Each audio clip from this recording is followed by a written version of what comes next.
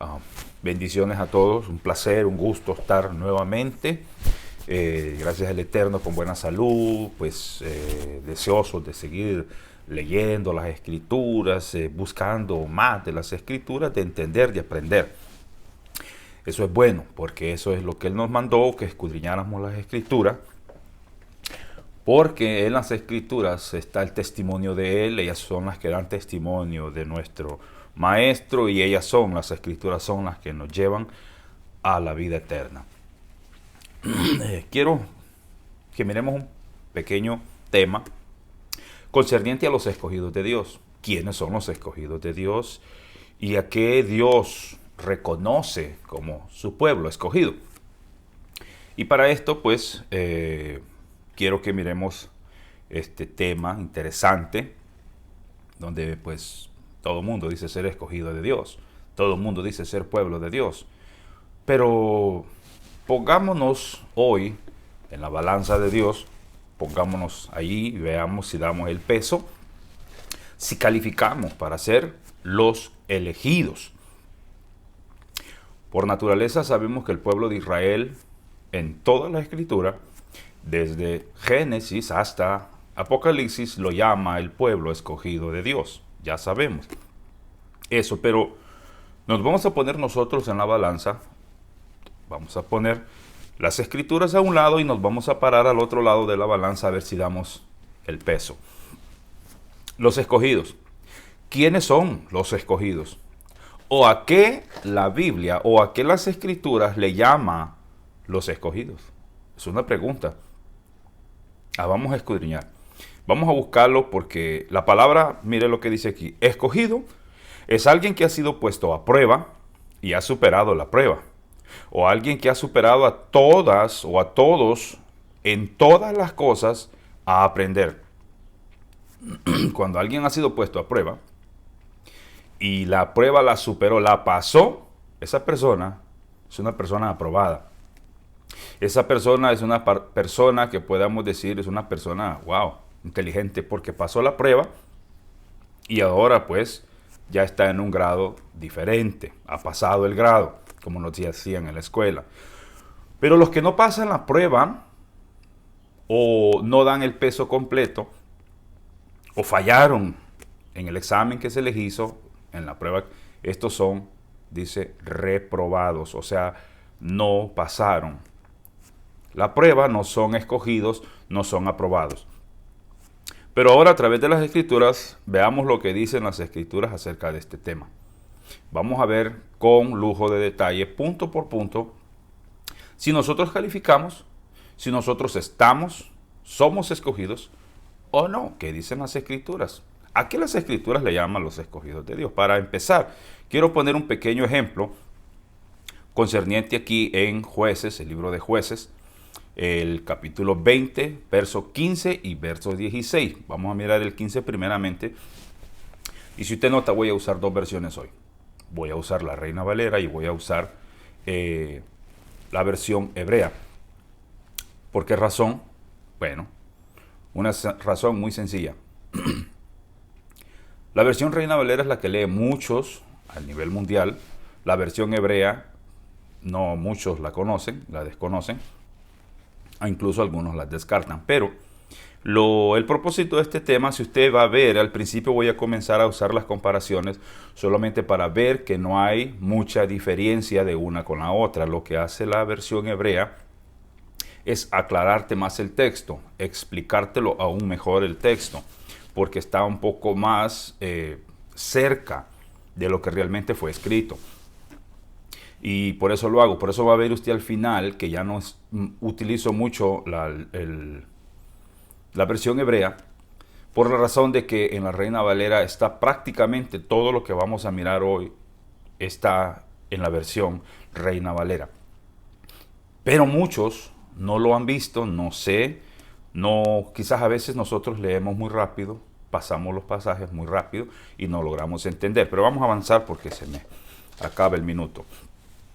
En el libro de Jueces capítulo 20, verso 15, dice la versión Reina Valera: y fueron contados en aquel tiempo los hijos de Benjamín de las ciudades 26,000 hombres que sacaban espada, sin los que moraban en Gabaa, que fueron por cuenta 700 hombres escogidos. Aquí aparece la palabra escogidos, no por primera vez, sino que aparece ya porque va a ser una diferencia entre los 26,000 que habían en Gabaa y los 700 hombres que también habitaban de las mismas tribus de Israel. El Sefer Dabar, que es una versión hebrea, habla y dice de esta manera. El mismo versículo, el mismo pasaje de Jueces 20:15 dice: ese día habían 26 hombres de Benjamín armados con espada, aparte de los habitantes de Gibea, que numeraban 700 hombres escogidos especialmente. Nota aquí ya que ya las dos versiones, como que una se extendió un poquito más concerniente a los escogidos. La Reina Valera solamente dijo que eran escogidos, y ahora el Sefer Dabar dice que eran escogidos en especialidad. ¿Por qué dice en especialidad o especialmente? Porque estos 700 hombres tenían algo especial, además, o que los otros 26,000. Pero ¿cuál era o qué cosa era lo especial que tenían estos 700 hombres? ¿Por qué eran hombres especiales? ¿O por qué el Sefer Dabar dijo que eran especial? Porque el Sefer Dabar, la versión hebrea, dijo especiales. La Reina Valera dijo que eran escogidos. O sea, desde ahí ya notamos que hay una diferencia a los 26,000 hombres que habían en la tribu de Benjamín o Benjamín. Jueces 20:16 en la Reina Valera, mire, note bien y lléveme de cerca. Dice: de toda aquella gente que habían 700 hombres escogidos, que eran zurdos, todos los cuales tiraban una piedra con la honda a un cabello y no erraban. Oiga bien, estas personas o estos 700 hombres eran escogidos por una razón, eran zurdos. Ahora mire, note cómo dice ahora el Sefer Dabar, la versión hebrea en el libro de Shoftim, Jueces 20:16, dice que todos estos 700 hombres, ahora repite la palabra especialmente escogidos, oiga, capaces de usar ambas manos igualmente. Interesante, ¿no? Un dato que la Reina Valera no nos explica, de que ambos eran diestros con las dos manos, con la izquierda como con la derecha. Y dice que cada uno de ellos podía tirar con la honda a un cabello y no errar, no fallaban. Entonces esto era lo que los hacía diferente. Entonces por eso fueron escogidos especialmente. La escritura dice que todos eran guerreros, todos sacaban espadas, incluyendo estos 700 hombres. Pero estos tenían algo más especial que los otros. Bueno, aquí ya podemos hacer la diferencia entre qué es un escogido y quién es quien pasa la prueba. ¿Todos pasaron la prueba? Sí, todos eran guerreros. Sí, todos sabían usar bien la espada. Pero habían unos especiales, que eran solo 700, que superaban en la destreza a los 26,000 hombres. Ahora, este es un pequeño ejemplo en las escrituras para hacer una aclaración en cuanto a lo que la escritura le llama un escogido.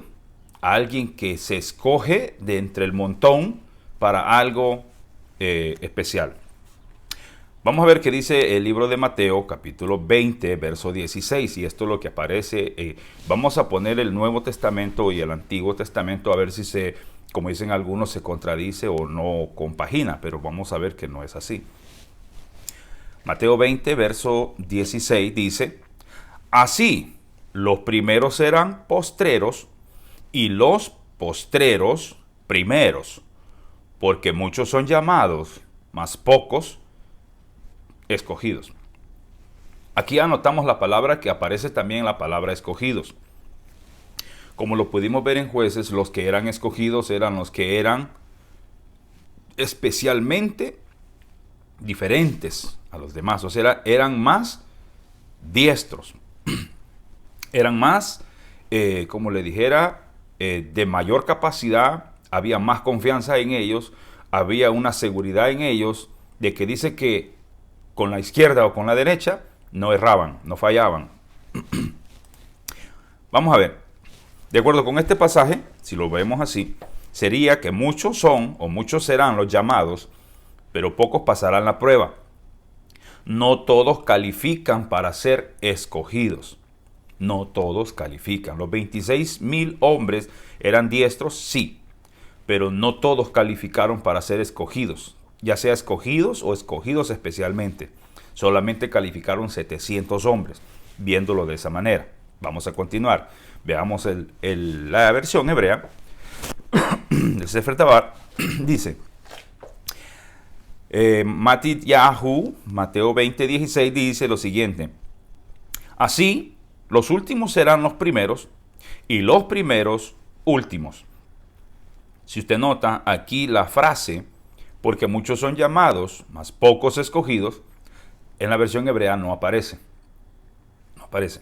Ahora, no vamos a descartar tampoco eso de que muchos son llamados, mas pocos son escogidos, porque la versión hebrea más tarde nos aclara y nos explica ese punto. ¿Es correcto que esté la palabra porque muchos son llamados, mas pocos escogidos?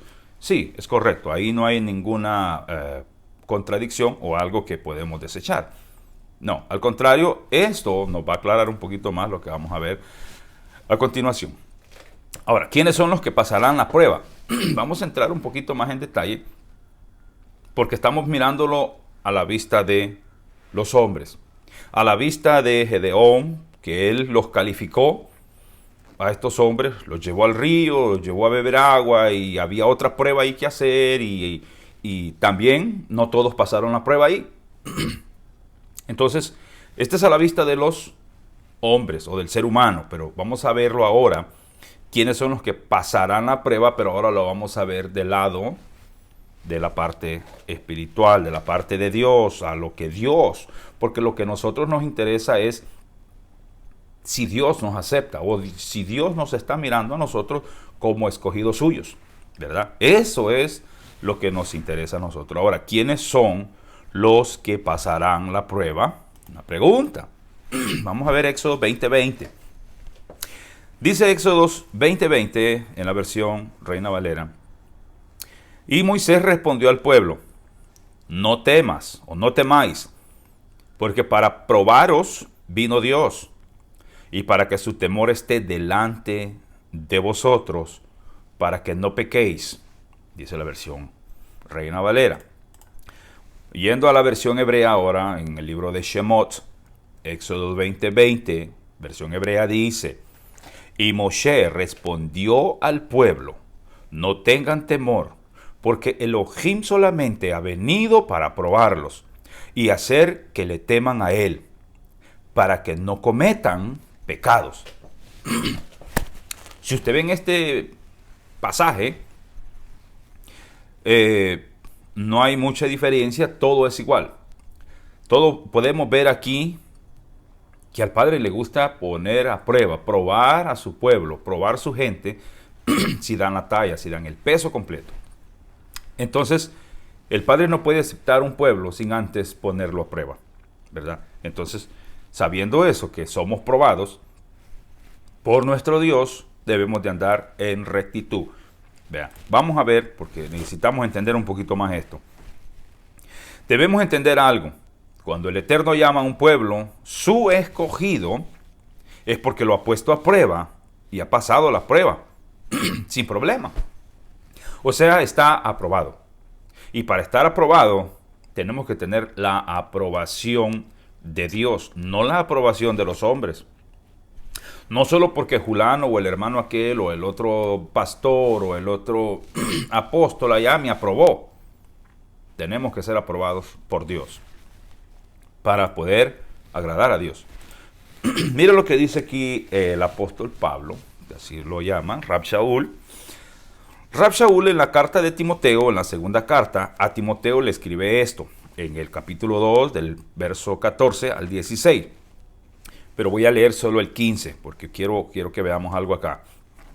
El 15 dice: procura con diligencia presentarte delante de Dios, de Adonai, aprobado, como obrero que no tiene de qué avergonzarse, que usa bien la palabra de verdad. ¿Por qué hay la necesidad de presentarse delante de Dios aprobado? Porque el Padre sabe quiénes son los aprobados y quiénes son los que son reprobados o que no pasaron la prueba. O sea, Él conoce quién es su pueblo, quiénes son los escogidos. Él no lo podemos engañar. Miremos la versión hebrea. Por eso les dije, vamos a ir comparando texto por texto. Y en algún punto voy a dejar la versión hebrea para que veamos que la misma Reina Valera nos lo estuvo explicando, pero que nosotros no lo pudimos ver. Dice en la misma cita, Timoteos vet, 2 Timoteo 2:15, dice, haz todo lo que puedas para presentarte a Yod Hei Vav Hei Adonai como alguien digno de aprobación, como un obrero sin necesidad de avergonzarse, porque maneja sin titubeos la palabra de verdad. ¿Nota aquí diferencia? No hay una diferencia, lo que hay es una explicación un poco más extendida, o sea, más declarada. Lo que está hablando, presentarnos delante de Él, presentarse delante, digno de aprobación. O sea, que usted vaya seguro que el Padre no lo va a rechazar, que el Padre lo va a aceptar porque usted ha hablado la palabra de verdad. Si usted no ha hablado la palabra de verdad, usted va a regresarse avergonzado, no va a ser aprobado. Entonces este es el interés o el deseo que deberíamos de tener y de preguntarnos, ¿seré escogido? ¿Estaré aprobado por Dios? ¿Podré presentarme delante de Dios aprobado y no ser avergonzado en ese día? Bueno, por eso es el estudio. ¿Somos escogidos por Dios o somos escogidos por los hombres? Entonces vamos a verlo a través de la Escritura para que no vayamos en aquel día a regresarnos avergonzados, sino que recibamos galardón completo, como dice Pablo, ¿verdad? Pero vamos a continuar. ¿Cuál es la prueba para ser escogidos? Hay una prueba que se ha puesto al ser humano, a los pueblos, a las demás naciones, para presentarse y probarle a Dios que queremos ser pueblo de Él. Pero si pasamos esa prueba, entonces somos aprobados. Pero si no pasamos esa prueba, entonces estamos, ¿qué? Rechazados de su presencia. No podemos llamarnos escogidos de Dios sin que antes Dios lo diga que sí somos escogidos de Dios. Ahora, el pueblo de Israel fue puesto a prueba en el desierto, pero no todos pasaron la prueba. Pero los que pasaron la prueba se les llama el remanente, se les llama los escogidos, y veámoslo a través de la Escritura. ¿Qué dicen las Escrituras concerniente a esto? ¿Cuál fue la prueba que se le puso a Israel para que Dios le llame mi pueblo escogido, mi primogénito, mi hijo amado, mi remanente? ¿Cómo se le dice en la carta a los Efesios? Le dice mi familia, la familia de Dios. Le llama a este pueblo, al pueblo de Israel, por una razón. Y si nosotros vamos cuidadosamente a revisarlo, vamos a entender por qué razón es que le llamó escogido y nunca lo desechó. Deuteronomio capítulo 8, verso 1 al 2. Note que aquí vamos a usar solamente Reina Valera.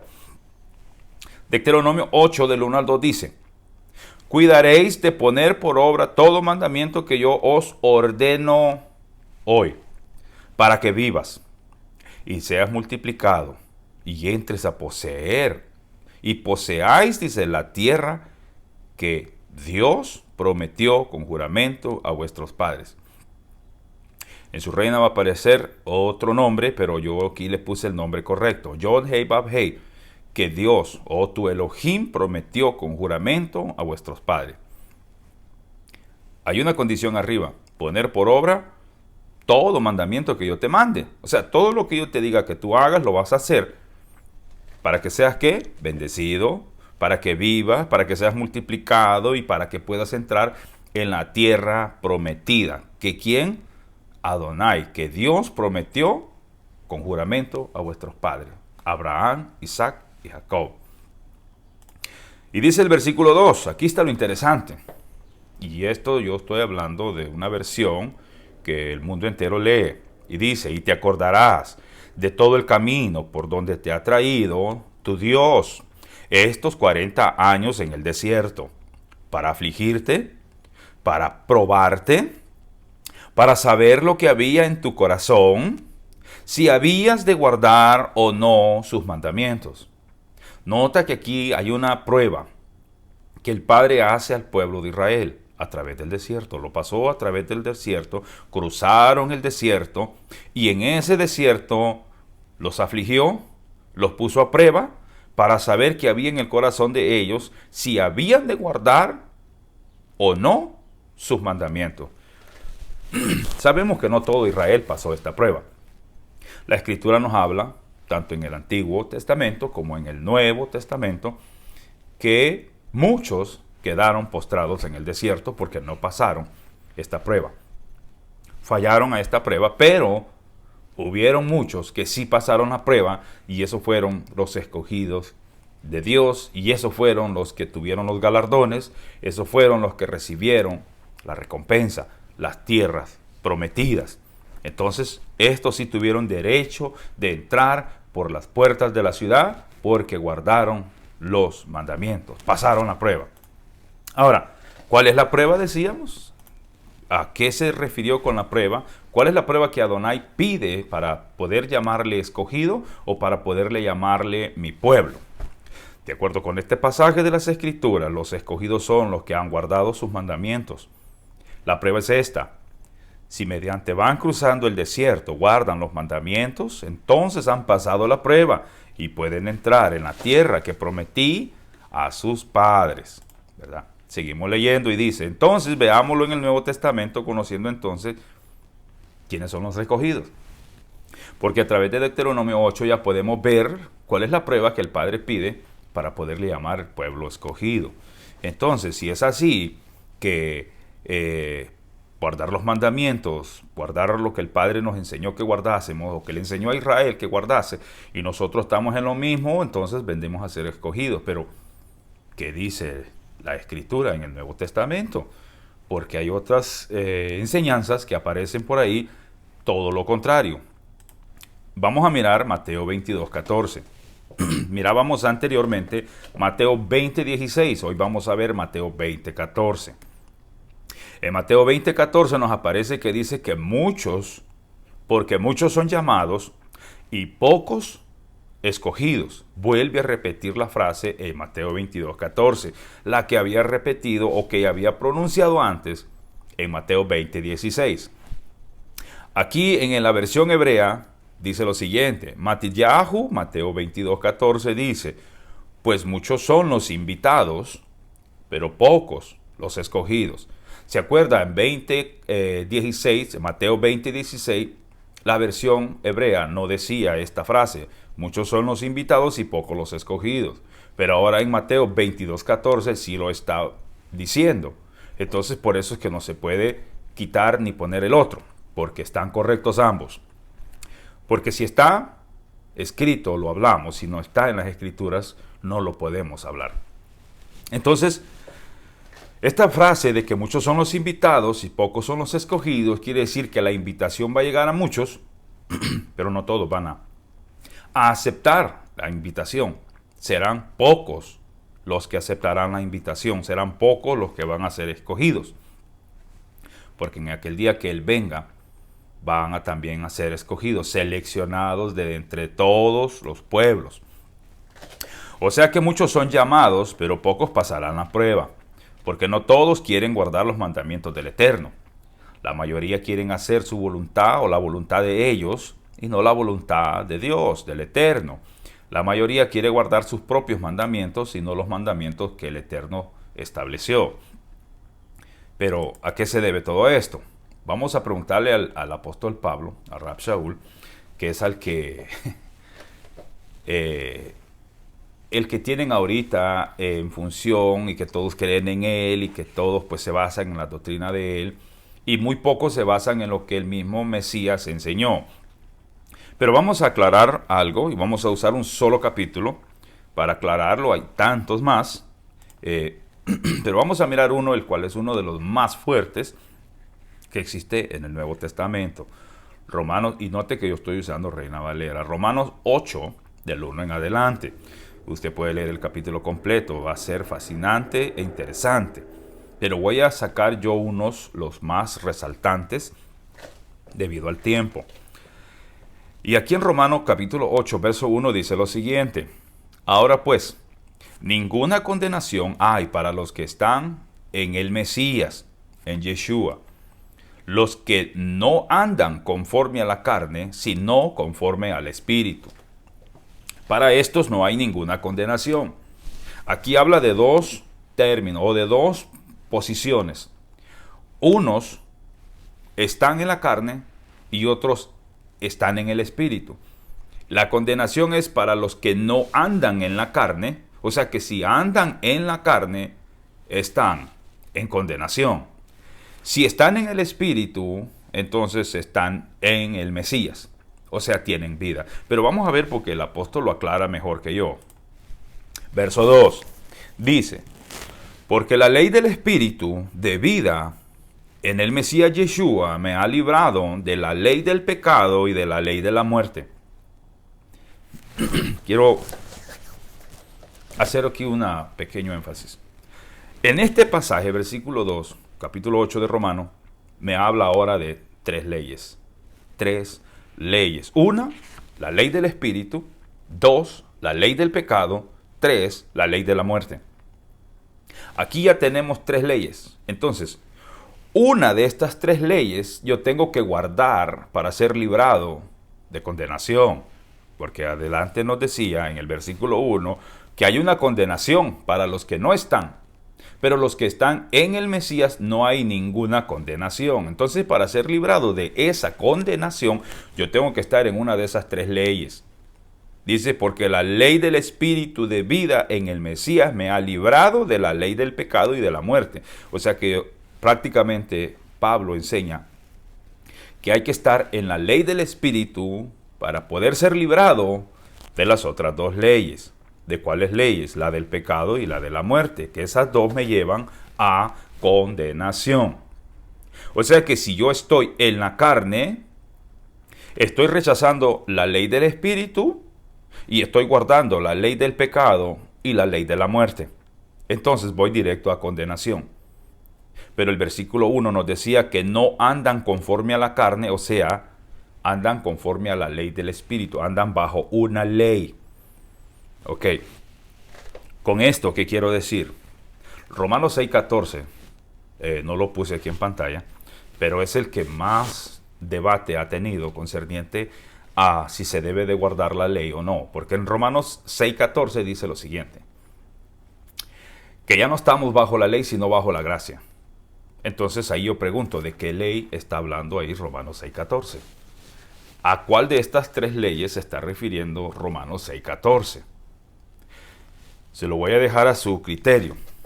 Investigue a cuál ley, porque aquí Pablo nos está hablando de tres leyes y yo tengo que estar guardando una de estas tres leyes para ser librado de condenación. Pero vamos a continuar porque esto se pone aún mucho más interesante. Vamos a ver, verso 6. Dice, porque el ocuparse de la carne es muerte, pero el ocuparse del Espíritu es vida y paz. Note aquí que el ocuparse de la carne ya le está diciendo que es muerte. O sea que el que está en la carne está en la ley de la muerte.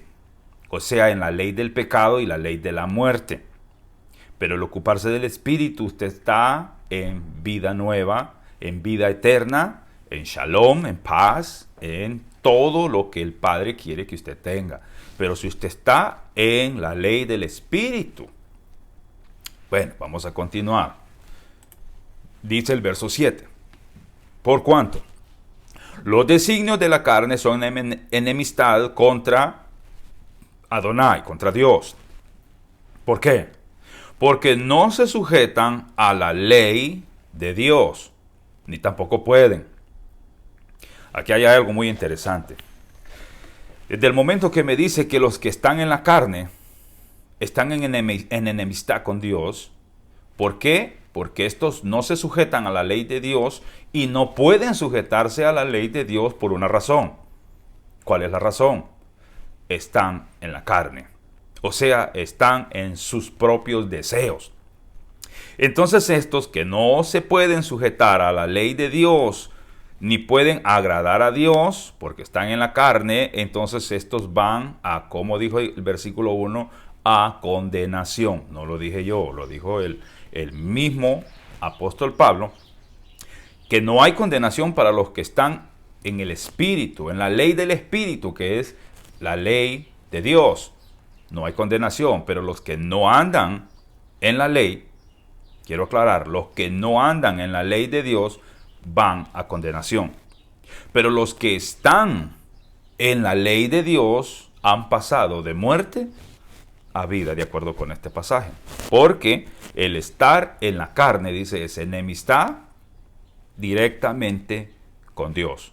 Ni siquiera es una enemistad con Yeshua, con el Mesías, sino directamente con Dios, porque fue Él el que dio los mandamientos a Moisés, y ahora el que está en contra, o dice aquí el pasaje, como dice ahí todo lo que está en amarillo, porque no se sujetan a la ley de Dios, ni tampoco pueden, están de enemigos de Dios.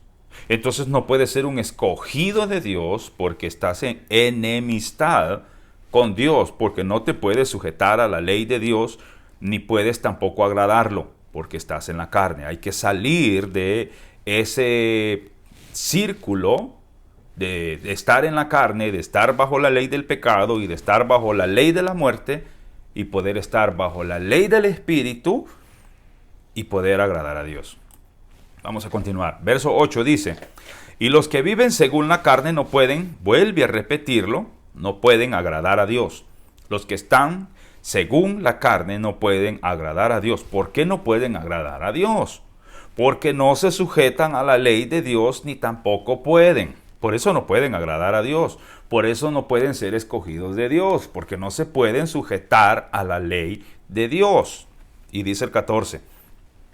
Porque todos los que son guiados por el Espíritu de Dios, o sea, por la ley del Espíritu de Dios o por el Espíritu de Dios, estos son, ¿qué? Hijos de Dios. Estos son escogidos de Dios, hijos de Dios o amados por Dios. O nación santa, como le querramos llamar. Porque estos se han, ¿qué? Han dejado guiarse por el Espíritu de Dios.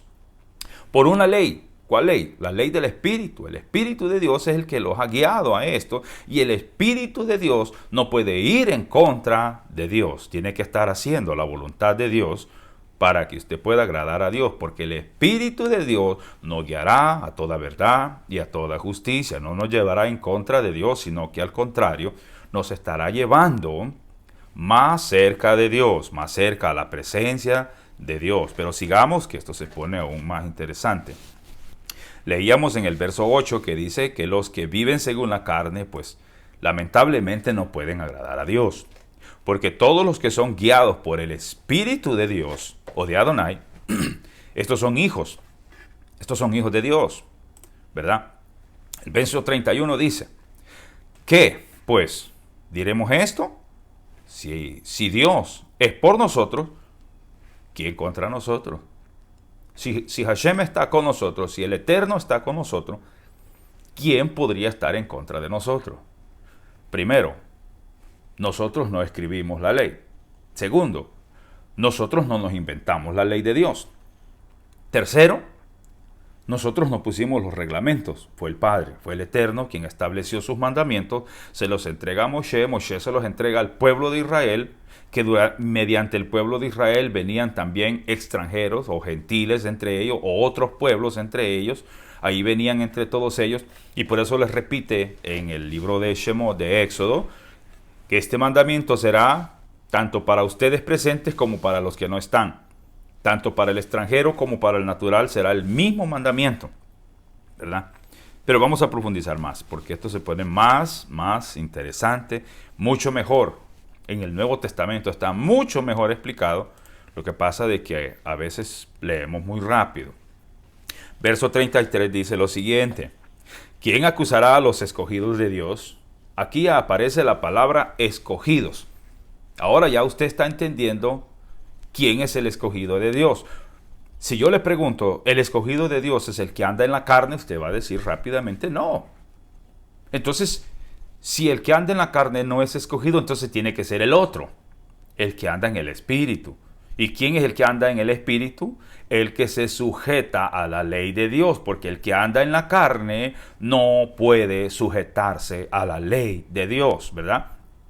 Entonces, ¿quiénes son los escogidos? De acuerdo a este pasaje, ¿quién acusará a los escogidos de Dios? Oiga bien, Dios es el que justifica. Porque Él es el que va a justificar si usted es escogido o no. Porque si usted está en la carne, automáticamente Dios lo va a descalificar. Pero si usted está en el Espíritu, usted es calificado como aprobado, como elegido de Dios, como su pueblo escogido, ¿verdad? Luego vamos a explicar qué es eso de que Adonai es el que justifica. ¿Cómo es eso? Después lo vamos a explicar en Romanos 2:13. Pero sigamos leyendo porque esto se pone más bueno, mucho más interesante. Verso 34 dice, ¿quién es el que condenará? Si el Mesías fue el que murió, nuestro Maestro fue el que murió, más aún el que también resucitó, el que además está a la diestra de Dios, el que también intercede por nosotros. Voy nuevamente a la pregunta. De acuerdo con este pasaje, dice que el Maestro, el Mesías, Yeshua, murió, más aún también el que resucitó, el que además está a la diestra de Dios, el que intercede por nosotros. ¿Por quién intercede? ¿Por los que están en la carne o por los que están en la ley del Espíritu? Vuelvo a preguntar, ¿intercede por nosotros? ¿Por quiénes? Usted automáticamente va a decir, bueno, por lógica, pues no puede ser por los que están en la carne.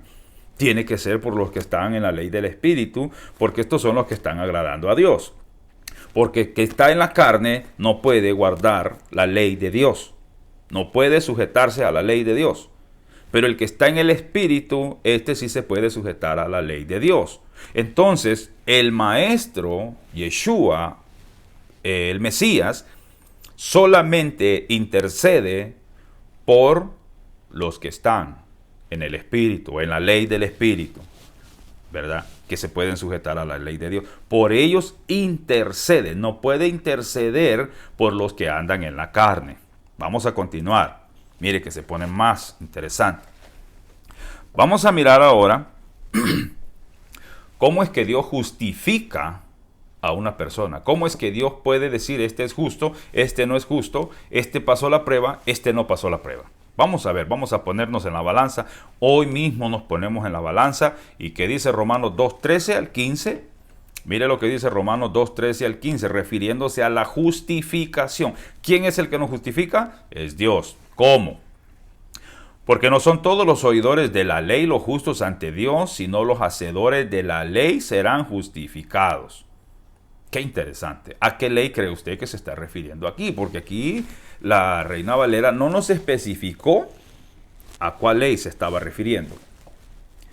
Dice, porque no son los oidores de la ley los justos ante Dios, sino los hacedores de la ley serán justificados. Por lógica, usted tiene que regresar al capítulo 8 de Romanos para identificar de qué ley está hablando. Y tiene que ser la ley del Espíritu. Porque es la única ley que puede ayudarnos a sujetarnos a la ley de Dios. Porque el que está en la carne, ya lo leímos, no puede sujetarse a la ley de Dios. Tiene que ser la ley del Espíritu. O sea, la ley dada a Moisés. Pero sigamos leyendo para que veamos y entendamos mejor lo que el apóstol Pablo quiso decir. Porque cuando los gentiles que no tienen ley hacen por la naturaleza lo que es de la ley, estos, aunque no tengan ley, son ley para sí mismos.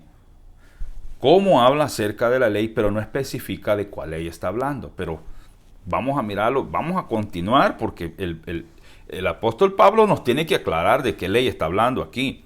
Y vamos a continuar, vamos a seguirlo leyendo hasta que nos aclare esto. Dice, mostrando la obra de la ley escrita en sus corazones, dando testimonio su conciencia. Oiga, dando testimonio su conciencia y acusándoles o defendiéndoles sus razonamientos. Wow. Aquí tenemos un problema. Porque aquí nos está hablando que esta ley ya fue escrita en sus corazones. ¿Se acuerdan lo que decía en Jeremías 31 en adelante? Que la ley sería escrita ya no más en tablas de piedra, sino en los corazones. Está hablando de eso. La ley, no hay dos leyes que Dios escriba en los corazones. Solo hay una, como ya lo mirábamos en Romanos 8. Que nos hablaba de 3 leyes, pero había una ley que nos libra de las otras 2. Y es más, nos libra aún de ir a condenación. Una ley nos da vida, una ley. Una de esas leyes, que es la ley del Espíritu, es la que nos ayuda a sujetarnos a la ley de Dios. Porque el que está en la carne no puede. Ahora, mire lo que dice.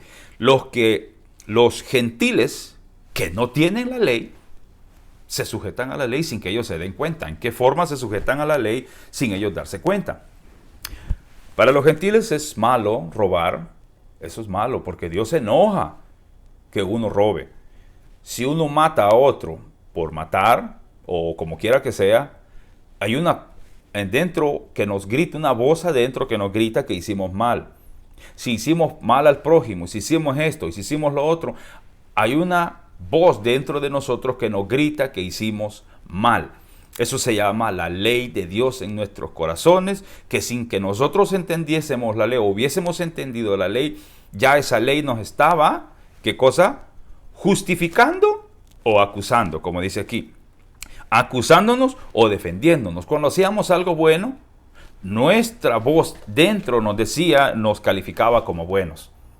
Wow, hiciste una buena obra, ayudaste a aquel pobre, le prestaste a aquel, le sacaste de la aflicción a aquel otro. O sea, uno se sentía bien, ¿verdad? Pero esta ley que está dentro en nuestros corazones, en un momento, en un día específico, o nos va a acusar o nos va a defender nuestros razonamientos, lo que nosotros, las decisiones que nosotros tomemos ahora. La ley de Dios o la ley del Espíritu hace 2 cosas. O te defiende o te acusa delante de Dios. ¿Se acuerdan aquella frase o aquel pasaje que el Mesías habló, donde decía en Juan 12:48, yo en aquel día no voy a juzgarte en aquel día, ni mi Padre que está en los cielos, sino que hay algo que te va a juzgar a ti en aquel día? ¿Qué es? La palabra que habéis oído, esa los va a juzgar en aquel día. Está hablando la ley que habéis oído, o la ley, los mandamientos que oíste todo el tiempo, esos son los que te van a justificar o te van a condenar en aquel día. Ok, esta ley, dice el apóstol, es la que va a acusarnos o va a defendernos en aquel día de cualquier razonamiento o de cualquier decisión que nosotros tomamos en vida ahora.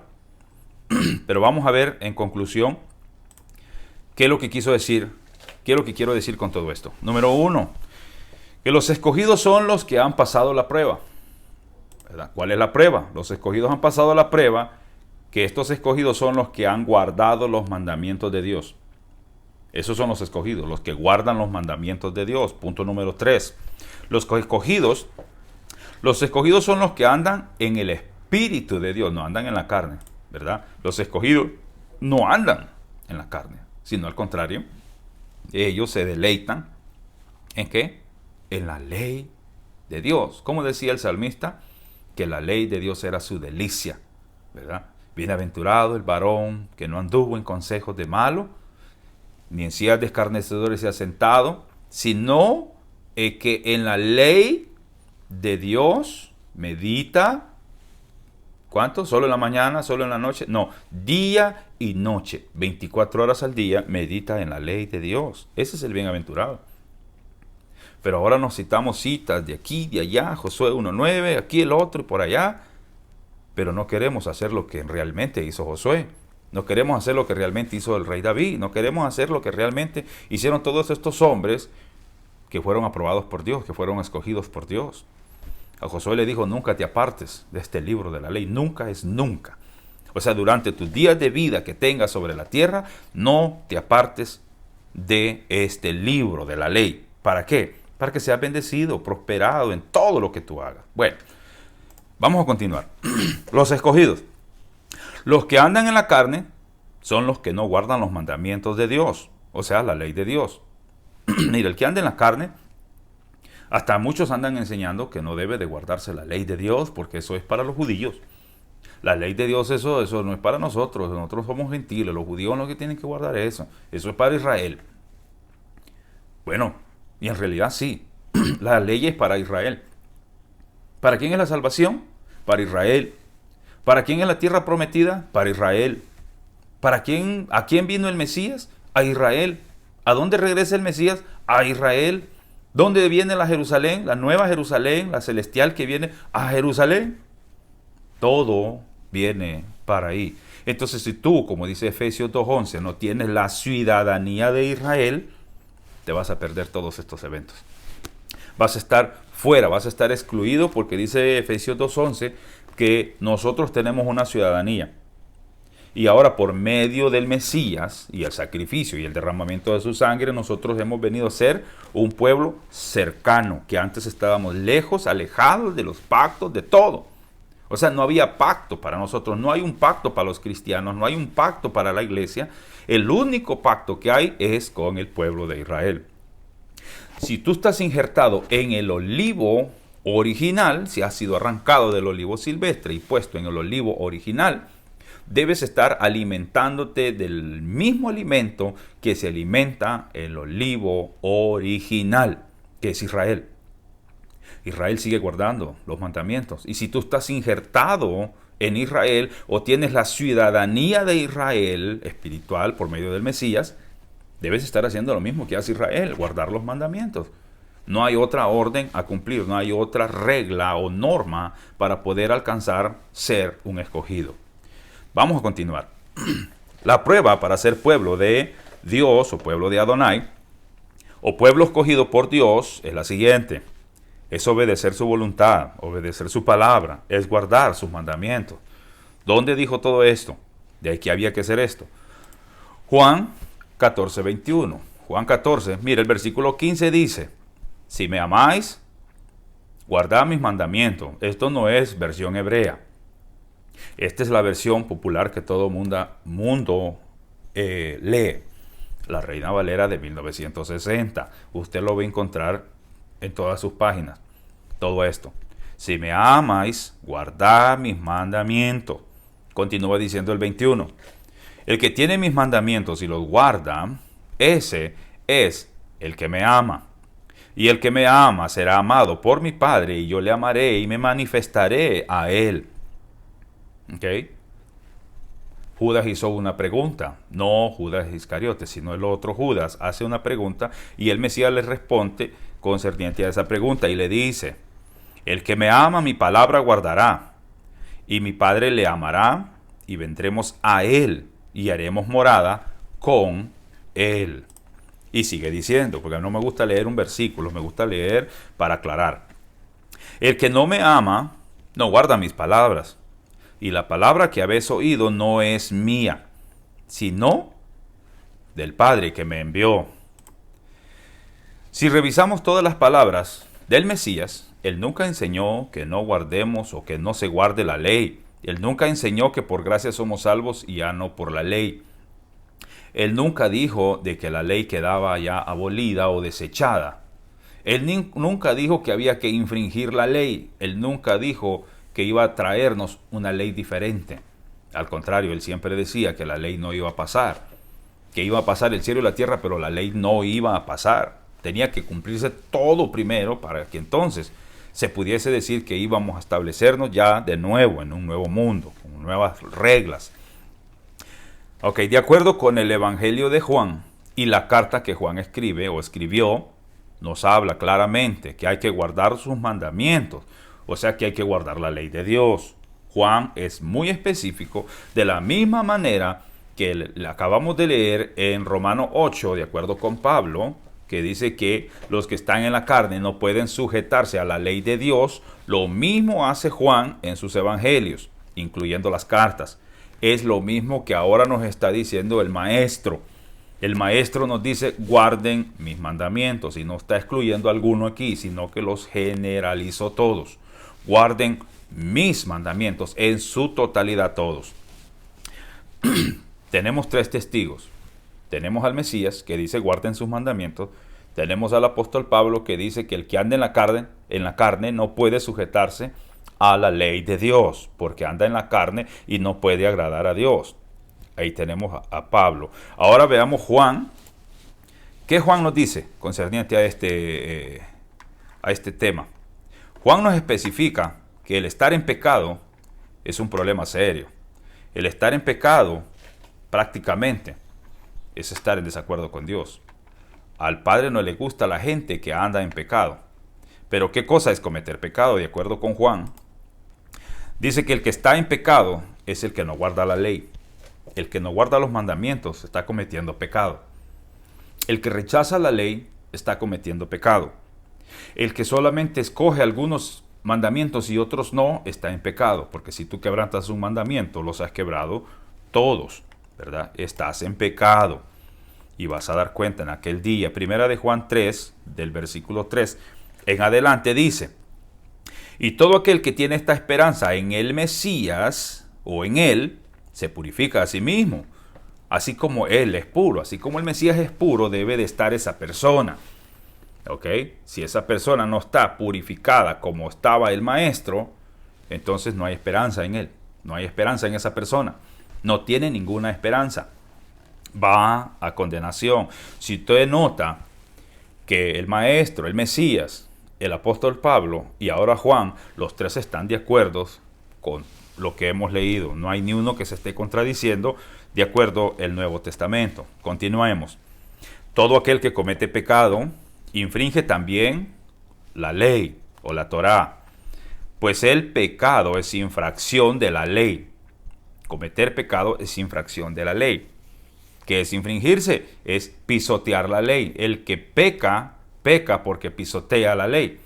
Porque pisotear la ley de Dios es pecado, ¿verdad? No, pero ahí no dice pisotear, ya vamos a mirar eso. Y dice, y sabéis, dice el versículo 5, y sabéis que el Mesías apareció para quitar nuestros pecados. Y no hay pecado en él, no hay pecado en el Maestro, en el Mesías, no hay pecado. Entonces, si no hay pecado en él, nosotros debemos andar como él anduvo, sin pecado. ¿Y qué cosa es pecado? Pecado es quebrantar la ley. De acuerdo con este pasaje, de acuerdo con Juan, pecado es quebrantar los mandamientos. El que practica el pecado es ¿de quién? Es del diablo. Porque el diablo peca desde el principio. Para esto apareció el Hijo de Dios, el Mesías, para deshacer las obras del diablo.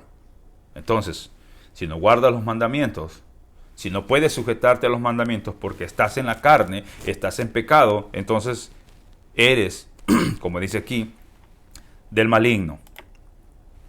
Infringir. ¿Qué quiere decir infringir?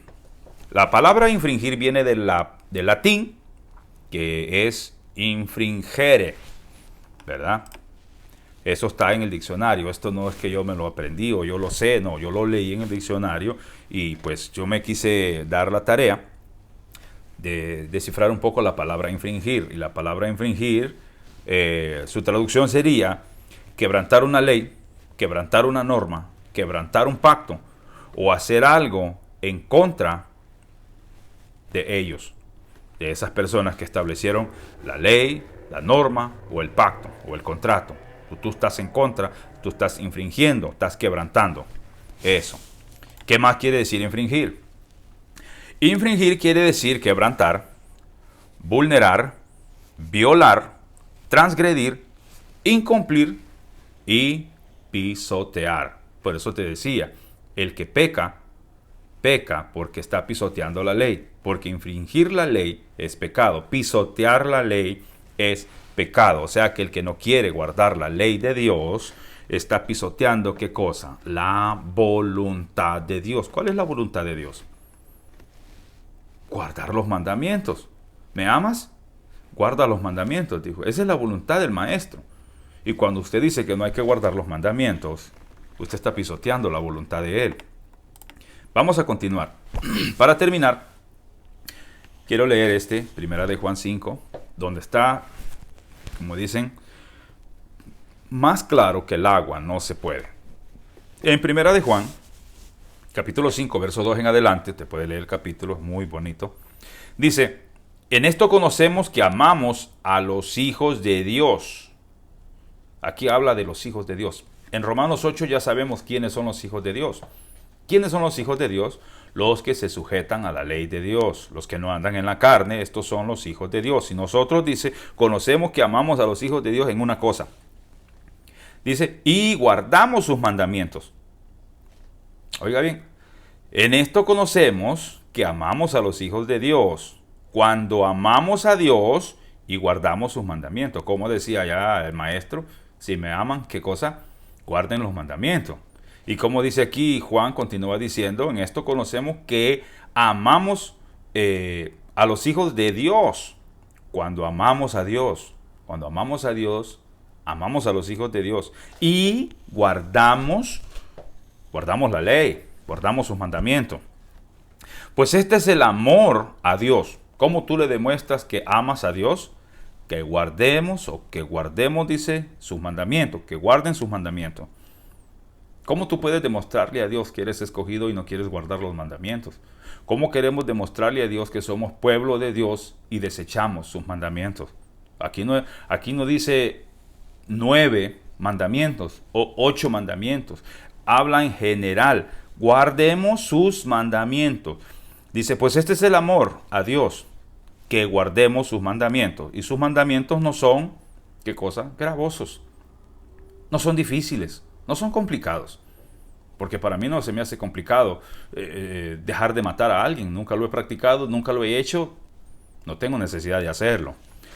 Verso 4 dice, porque todo lo que es nacido de Dios vence al mundo. Y esta es la victoria que ha vencido al mundo. ¿Qué cosa? Nuestra fe.